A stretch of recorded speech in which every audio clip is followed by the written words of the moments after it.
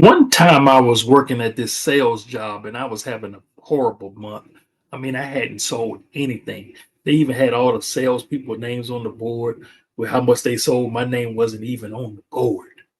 And this one particular day, at the end of the day, I was getting ready to go home. I hadn't had not one sale. And as I was walking out the door, the manager yelled out in front of everybody, "Buy goose egg," referring to my zero sales. And everybody started laughing. And I left and went home feeling like a zero. And when I got home, I had to remember who I was, or had to remember who God called me to be. I had to stir up my faith. That next month, I was the top salesman. So instead of feeling like a zero, I put some zeros at the end of my paycheck. Walk with me. Listen, I'm Billy Miller, the motivational minister. Listen, one of the reasons they call me the motivational minister is because I help people to improve their lives by teaching them life skills from the Bible. And listen, I'm also the author of the book, You Can't Quit Now. Listen, if you would like a copy of this book, I will send it to you at no charge. All you have to do is comment book in the comment section and I'll send it to you. You can't quit now. One of my books, I'll send it to you. Comment book in the comment section. Listen, today I'm going to teach you the simple principle about how to not let your downfall define you. Don't let your downfall define you. Listen, it's not going to take me that long to share this principle either. I'm going to share one more story with you. It's real quick. I sell books. When I told you about the book that you can get free, right?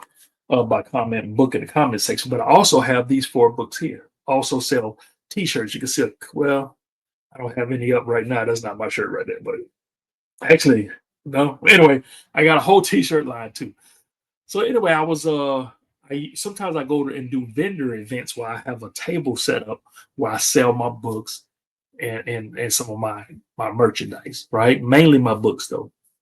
And this one particular event, it was this church I would always go to when they have like women's conferences and stuff. And they was having this other type of conference, which wasn't really that big. And I always measure where I'm going to do a vendor table at based off of how much they charge, based off how big the event is, based on how many days it is, right? Because I had to see if it's worth it. I had to, make a profit. Now, I was kind of hesitant. The fee was $50 for one day, and it was like really like a rehearsal and one thing at the end. But anyway, rather than getting into all of that, I was kind of hesitant. But I said, you know what, I'm gonna go ahead and do it because I've never had a vendor event where I didn't at least at the minimum make my money back. Never. I always make a profit. I always sell a lot of books.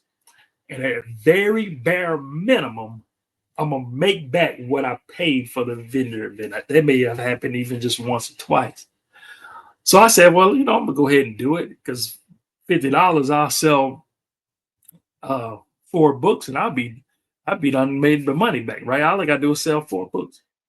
So anyway, because I each book is like $15, but I always offer it two for 25. And a lot of people always take that deal. So one person always buy two books at least, right? So all I need to do is sell two people to make my money back. Follow me now because I've paid vendor table $50. Once I sell two people, everything else is profit, right? I was at this vendor event and nobody bought anything. The day time was going by, nobody, I'm talking to people, nobody bought anything. It was almost like they gave an announcement not to buy anything from me.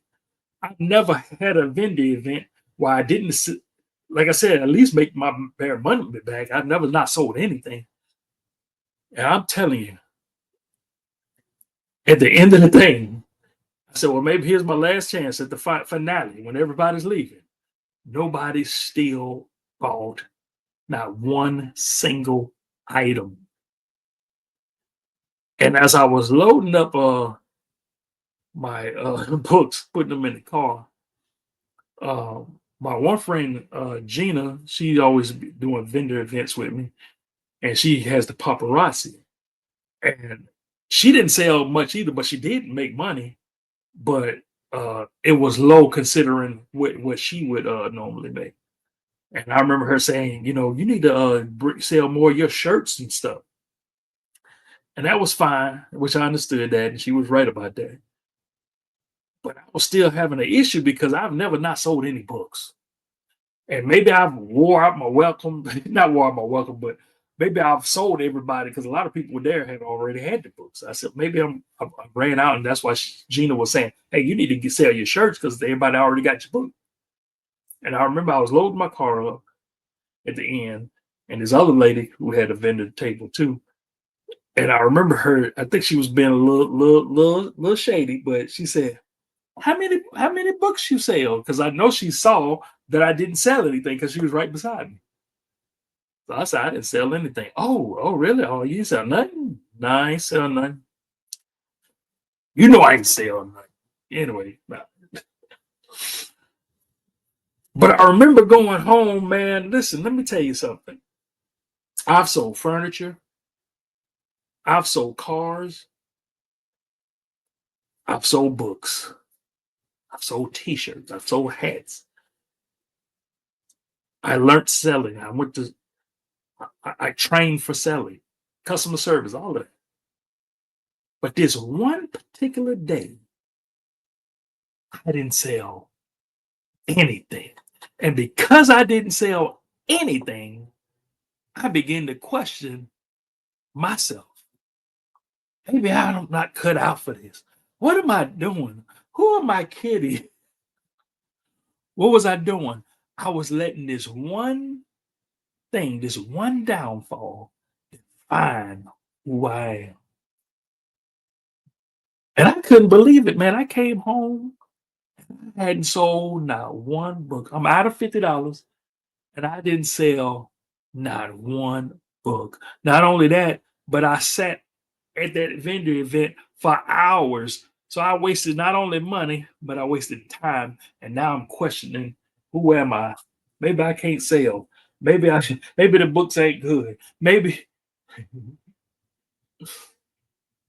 telling you this for a reason because there's something that maybe you're trying to sell. Maybe it's not even that you're selling something. Maybe you just messed up and you let your mistake define you. You are not your mistake. You are not your downfall.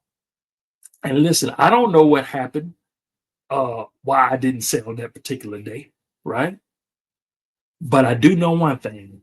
Once I got home and prayed about it, didn't let it define me. And guess what? I've been to vendor events after that and sold books.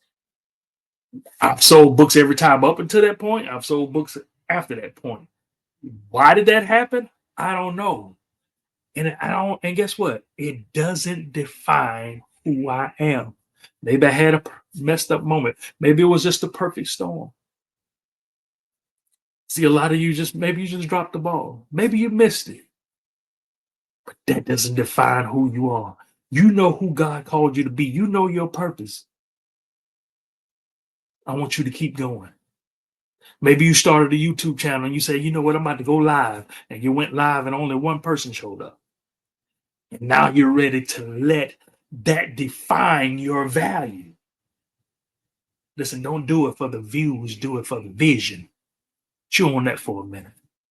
That was for somebody. I'm going to say it again. Don't do it for the views, do it for the vision. Oh man, listen, I hope that helped. Like I said, I won't go hold you long. Listen, if you want the book, you can't quit now. Comment book in the comment section, and I'm gonna send it to you. And if you comment book in the comment section, not only that, I'm gonna send you 2 bonus gifts just for signing up. Listen, I love y'all. Y'all take care. Y'all stay up. Y'all stay blessed. And always remember that the word is your life.